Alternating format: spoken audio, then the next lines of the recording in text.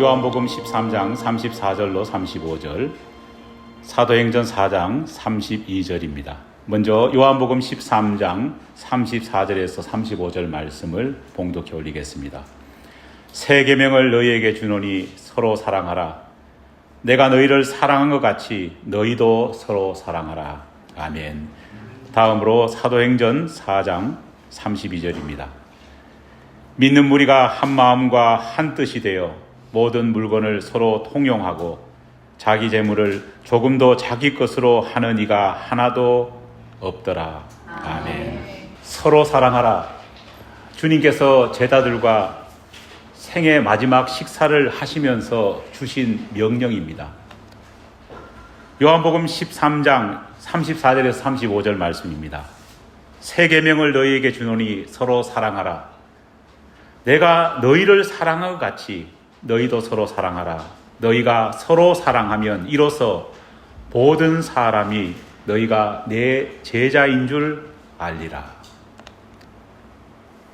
이 명령에서 중요한 것은 사실 사랑이 아닙니다.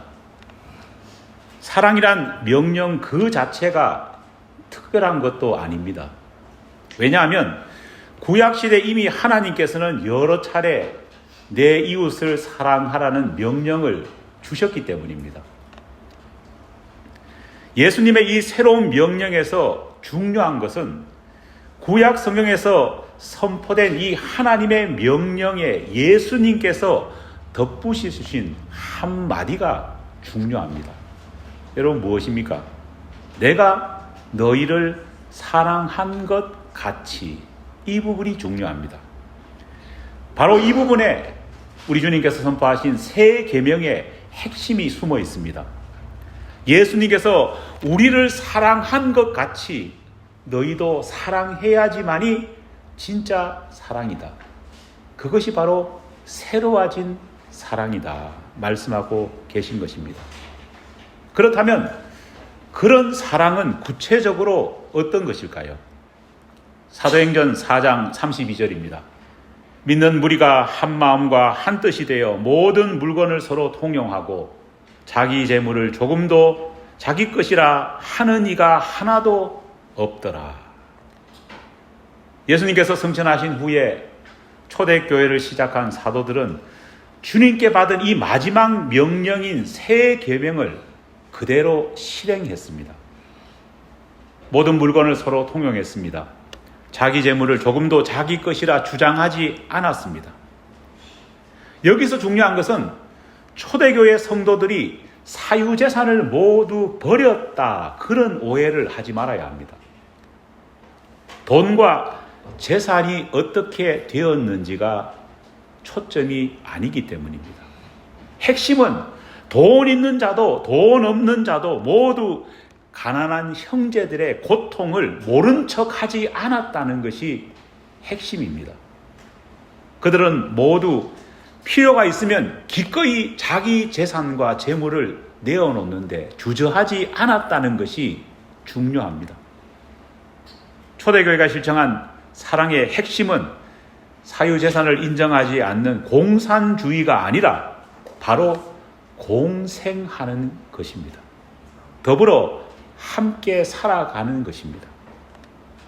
여러분, 공생하려면요, 먼저 마음가짐부터 바꿔야 합니다. 바울은 공생하는 사랑을 빌립보서 2장 3절로 4절에서 이렇게 설명하고 있습니다. 아무 일에든지 다툼이나 허용으로 하지 말고 오직 겸손한 마음으로 각각 자기보다 남을 낮게 여기고 각각 자기 일을 돌볼 뿐더러 또한 각각 다른 사람들의 일을 돌보아 나의 기쁨을 충만케 하라. 자기 일을 돌보는 것도 해야 합니다. 하지만 그것에서 그치면 안 된다는 겁니다. 각각 다른 사람의 일도 돌아보는데 다른 사람의 일을 돌아보면서 어떻게 하라고요? 기쁨이 충만해야 된다 말하고 있습니다.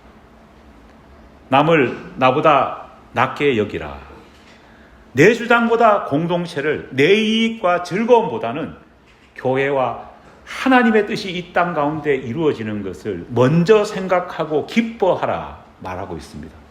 내 권리보다는 다른 사람에게 유익을 주는 것을 먼저 생각하는 것이 바로 공생의 원칙입니다. 여러분, 다른 사람이 살아야 나도 살 수 있습니다.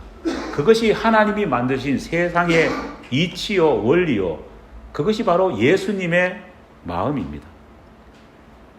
공생은 교회 안에서 어떻게 실천되었을까요? 첫 번째로 맡겨진 책임을 성실히 감당하는 것 자체가 바로 공생이요, 공생과 함께한 사랑의 실천입니다. 요한복음 14장 15절 말씀입니다. 너희가 나를 사랑하면 나의 계명을 어떻게 하라고요? 지키라. 예수님을 정말 사랑한다면은, 다른 사람들을 정말 사랑한다면은요, 우리 주님께서 말씀하신 그 계명, 그 명령을 먼저 지키라 말씀하고 계십니다. 예수님은 너희가 나를 사랑하면 내 계명을 지킬 것이다 선언하고 계십니다. 여러분, 사랑은 책임입니다. 우리 교회에도 운영위원들이 계십니다. 운영위원들은 뭐 하는 사람일까요? 교회가 잘 운영되도록 최선을 다해 윤활유의 역할을 하시는 분들이 바로 운영위원들이십니다. 그 본분을 다할 때에 예수님께 사랑받는 성도가 될 수 있고, 그 본분을 다할 때에 주님의 사랑 안에 있는 운영위원들이 될 수 있습니다. 찬양대 역시도 어떤 사람일까요? 최선을 다해 하나님을 찬양하는 사람들입니다. 어떻게 찬양해야 하나님의 사랑을 온전히 표현하고 하나님께 사랑받는 찬양대가 될 수 있을까요? 시편 103편 1절 말씀입니다. 찬양대는 마음에 새기시기 바랍니다. 내 영혼아 여호와를 송축하라. 내 속에 있는 것들아 다 그의 거룩한 이름을 송축하라. 내 속에 있는 것까지 다 끄집어내어서 하나님을 위해 드릴 수 있는 찬양대가 진정한 찬양대입니다.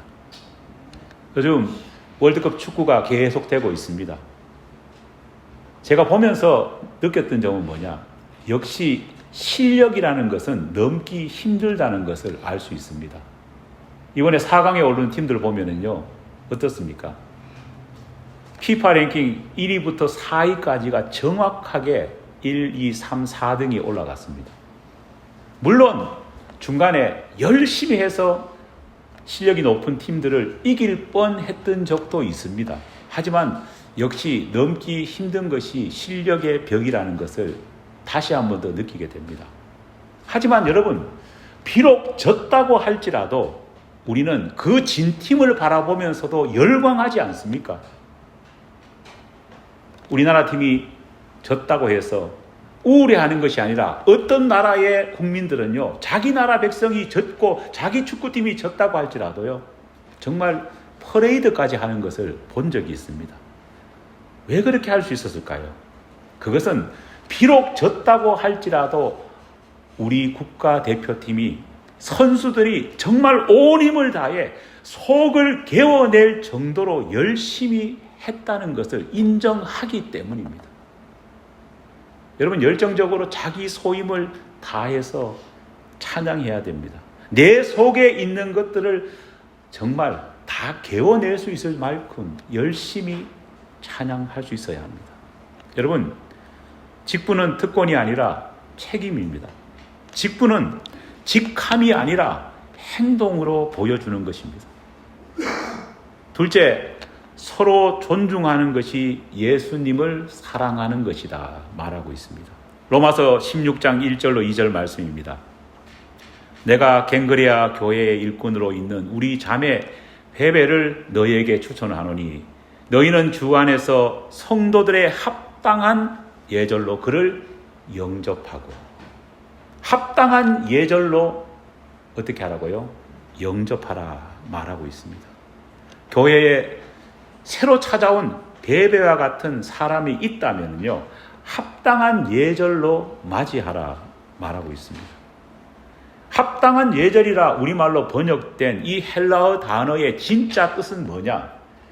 상대를 가치 있게 인정해 주라는 것입니다. 적어도 나보다 10%만이라도 더 가치 있게, 더 존중하고 더 사랑한다면요, 우리는 예수님처럼 사랑할 수 있습니다. 여러분의 배우자를, 여러분의 자녀를, 여러분의 이웃과 함께 신앙생활하고 있는 교우들을 단 10%만이라도 더 가치 있는 존재로 인정한다면요, 그것이 바로 우리 주님이 말씀하신 새 계명이요, 새로운 사랑이 될 수 있습니다. 그렇게 한다면 어떻게 해야 될까요? 먼저 비난보다는 격려해야 합니다. 불평보다는 감사해야 됩니다. 판단보다는 존중하는 그런 무리가 되어야 합니다. 셋째로, 여백을 만드는 것이 중요합니다. 우리 예수님께서는 자기를 비우셨다, 그렇게 말씀하셨습니다. 자기를 비우는 것이 곧 사랑이라 말하고 있습니다. 그렇게 비워진 공간에, 그렇게 비워진 스페이스에 사람을 담는 것이 바로 사랑입니다. 여러분, 우리 마음에 여백을 만들어야 합니다. 그것은 말 그대로 조금 천천히, 조금 기다려주고, 조금 더 웃어주고, 조금 더 그의 말을 들어주는 것이 바로 여백을 만드는 사랑입니다. 여러분, 급하면은요, 사람이 보이지 않습니다. 급하면은 여유가 없어가지고요, 모든 것을 그냥 흘려보냅니다. 왜 성경은 급하게 모든 일을 하지 마라 그렇게 말할까요? 급하면 사람이 보이지 않고, 급하면 하나님이 우리 가운데 주시는 은혜를 볼 수 없기 때문입니다. 자동차를 40마일로 천천히 몰면은요, 주변에 있는 사람이 다 보입니다. 주변에 있는 풍경과 물체가 다 또렷이 보입니다. 하지만 급한 마음에 100마일로 하면 내달린다고 생각해 보십시오. 주위에 사람이 보일까요? 보이지 않습니다. 주위의 풍경이 보이지도 않습니다. 그냥 흘러 지나가는 물체일 뿐입니다. 그렇게 하다가 뭐가 납니까? 사고 나는 겁니다. 마음이 급해지면 내 입장과 내 생각만 자꾸만 몰두하게 되는 것입니다. 사람을 보지 못하고 정해진 결과만을 향해 달려갑니다. 그러다 보면 소중한 사람을, 소중한 사랑을 잃어버리게 됩니다. 이제 우리는 생각의 걸음을 잠시 멈추고 바빠질 때마다, 조급해질 때마다 우리 속으로 한번 이렇게 외쳤으면 좋겠습니다. 이러면 안 되지. 영어로 calm down, calm down. 자기 자신의 마음 속에 이러한 외침과 결심을 할 수 있어야 합니다. 빌립보서 2장 5절입니다. 너희 안에 이 마음을 품으라. 곧 그리스도 예수의 마음이니 그는 근본 하나님의 본체시나 하나님과 동등됨을 취할 것으로 여기지 아니하시고 오히려 자기를 비워 종의 형체를 가지사 사람들과 같이 되셨고, 예수님의 마음을 설명한 구절입니다. 세상은 우리에게 너가 믿는 신학이 무엇인지를 알고 싶어 하지 않습니다. 설명해도 모릅니다. 세상은 뭘 봅니까? 우리가 가지고 있는 사랑을 먼저 바라봅니다. 우리가 서로 존중하고 맡은 일을 성실히 감당하고 말도 조심하고 마음을 비우고 우리 비워진 마음 가운데에 사람을 채우고 사랑을 채우면서 서로 나아갈 때 세상 사람들은 비로소 저 사람들은 정말 예수님의 참 제자구나, 저 교회는 정말 예수님을 닮은 교회구나, 그렇게 인정하게 될 것입니다. 옆에 사람 손 한번 잡고 이야기해 볼까요? calm down.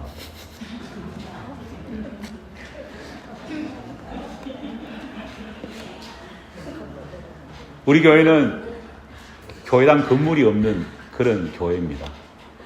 일명 전문 용어로 새빵살이 교회입니다. 새빵살이 교회를 하다 보면은요, 저도 여러분도 다 아실 겁니다. 마음이 어때요? 급해집니다. 예배부도 항상 주인교회 뒤편에 예배드리기 때문에 그 짧은 시간 안에 예배 세팅을 하려 하다 보니까요, 마음이 급해집니다. 신교부도 어떨까요? 예배 마치고 빨리 식사해야 되기 때문에, 예배 전에 그걸 다 준비해야 되기 때문에 마음이 급합니다. 이상하게 여러분도 급해집니다. 하지만 급해지면은요, 놓치는 것들이 너무 많아진다는 겁니다. 상황과 형편은 바뀌지 않을 것입니다. 하지만은 적어도 우리는 예수의 마음을 아는 사람으로서 우리 자신을 먼저 비우고 조금 천천히, 조금 함께 가는 마음을 보임으로써 그렇게 나아갔으면 좋겠습니다. 비록 그 천천히 나아가는 것 때문에 조금 더 수고하고 조금 더 고생하는 사람이 있을지 모르겠습니다. 그러나 그 역시도 하나님께서 그렇게 헌신하는 사람들을 위해서 더 많은 복으로 채워주실 줄 믿습니다. 오늘부터는 조금 더 천천히 예배 마치고 전부 다 밤만 보고 내려가는 것이 아니라 사람을 보고 인사하고 사람을 가슴 속에 채우는 역사가 일어나기를 간절히 축원합니다. 이것이 새 계명이고 이것이 주님께서 마지막으로 모든 믿는 자에게 부탁하신 새 계명의 핵심입니다.